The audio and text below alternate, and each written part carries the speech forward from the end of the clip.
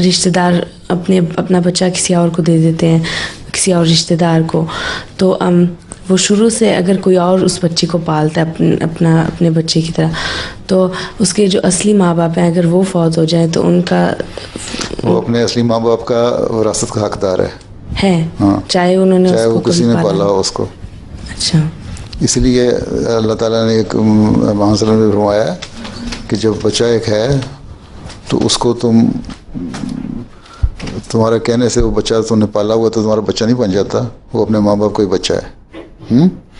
और इसीलिए बच्चे को जब कोई अडॉप्ट करता है तो उसको अगर तो कहीं से किसी ट्रस्ट वगैरह से ले लिया हुआ है, यदि वगैरह से, या बहुत सारे जिस तरह यहाँ भी हैं ऐसे जो लावारिस बच्चे छोड़ जाते हैं और उनको फिर अडॉप्ट कर लेते हैं, वो तो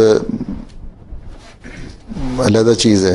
लेकिन अगर बहन भाई रिश्तेदारों में से किसी से लिया है ना, तो उस बच्चे को बता देना चाहिए एक होश की उम्र आने के बाद कि तुम असल में तो फलां के बच्चे हो लेकिन पाला हमने है तुम्हें। अच्छा। छुपाना नहीं चाहिए उससे, नहीं तो बड़ा शॉकिंग होता है उसके लिए।